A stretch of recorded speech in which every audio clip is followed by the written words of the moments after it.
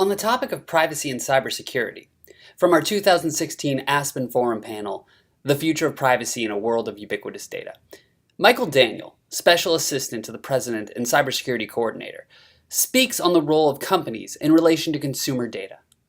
And in fact, I would actually argue that privacy and cybersecurity, while they're not the same, they're actually enablers for each other. Now, it's pretty obvious in one direction, right? In a digital age, if you want to have good privacy, you've got to have good cybersecurity.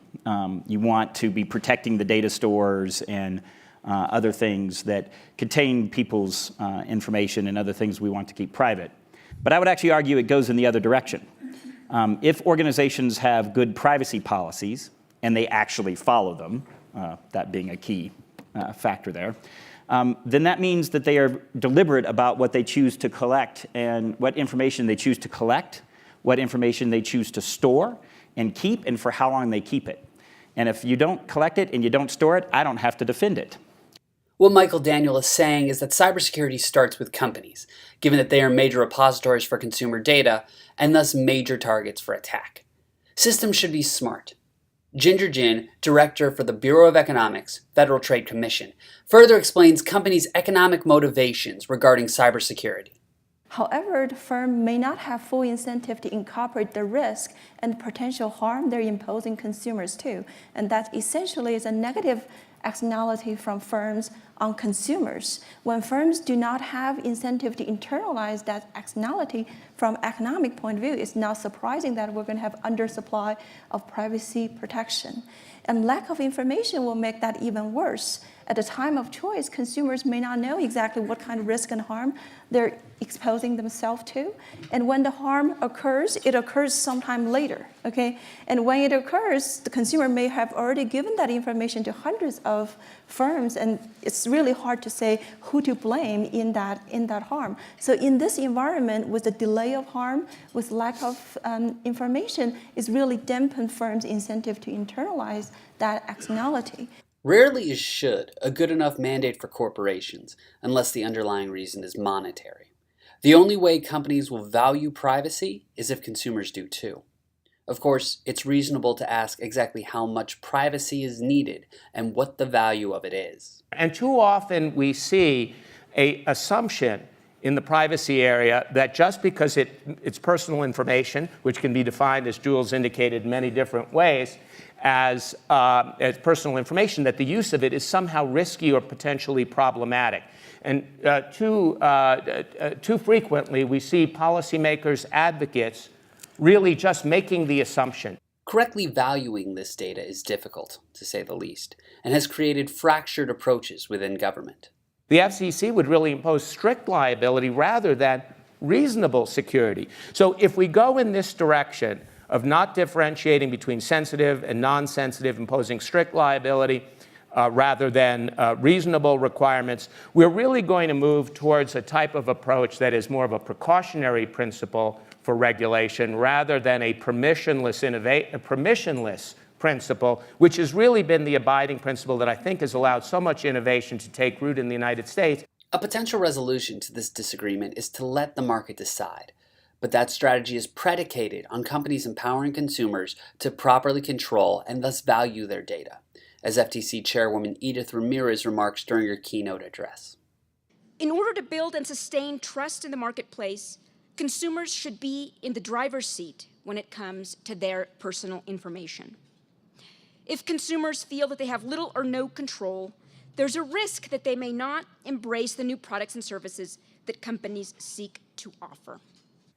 It behooves companies to give consumers options and choice regarding their data, but it is up to consumers to educate themselves about the privacy and security policies of the services they use, and then actually hold companies accountable by not using a service if its privacy policies are insufficient. When things are possible, if you're coming to it from a security or a computer science point of view, if I show you that a voting machine can be hacked, we care about it even if it's a one-off and it's odd and it's a rare thing and it probably wouldn't happen. Well, the voting machine can be hacked, so wow, that's a big threat to democracy. We got to worry about somebody influencing elections. In the real world, if we de-identify in a way that is absolute, our data ends up being useless because it's so safe and so secure. It's got no privacy implication, but it has no utility. The other side of the privacy debate is that despite the inherent risk, companies collect data for a reason. it has value. For companies, cybersecurity often comes down to the cost-benefit analysis of how much is your data worth versus how much will it cost to protect it. Cybersecurity isn't a one-size-fits-all proposition either. Depending upon the size of the company, the type of data they capture, and what they use it for, the cybersecurity regimes for these companies can look entirely different. This means regulation, be it self or governmental, is not an easy task. Almost all of the industry comments called for, well, we need more self-regulation, we need more multi-stakeholder. But we end up not doing enough of that in a real way until we have a crisis. And so one of the challenges, I think, for all of you, on the business side is, how do we force those hard questions so that if we think we know the answers, we put those models on the table so that they can be models? The reason that private companies are able to acquire our data in the first place, thus necessitating regulation, is because we willingly give our data to them. Varian, chief economist at Google, illustrates this point. I would suggest that search engines are the best thing that's ever happened for privacy, okay? And why is that? Because you have this nice, objective, non-human source where you can ask very sensitive questions and get objective, clear, and private answers. And that's really pretty unusual. People ask questions of a search engine that they would be reluctant to ask their parents or teachers or doctor, their lawyer, accountant, minister, priest, rabbi, reference librarian, on and on and on and on. Things like, how do I know if I'm pregnant? Or what are the symptoms of herpes? Or what's the penalty for shoplifting? Or how do I get rid of head lice? And of course, we all do this probably. It's one of the reasons where people are particularly sensitive to this issue, because you've asked sensitive questions to a search engine, and generally you've gotten good answers, and you'd like that to remain private, which of course it does. And if you don't believe me, I have a suggested experiment. I think what you should do is go to Google and type in, how do I get rid of head lice? And wait a week and see what happens. And then go ask all your colleagues and friends, how do I get rid of head lice? See who sits next to you at lunch. Useful features like predictive search are possible because Google knows roughly who searches for what. But we trust Google not to tell anyone what it knows about us. Whether conscious of it or not, every time we use Google, we make a trade. Our information for a useful service. And that's not necessarily a bad thing. To close, I'll let Avi Goldfarb, Ellison Professor of Marketing, Rotman School of Management at the University of Toronto, sum everything up. Broadly speaking, when we think about privacy policy, we need to think about designing a market for information that makes consumers comfortable giving their information away. And consumers do care more than they used to.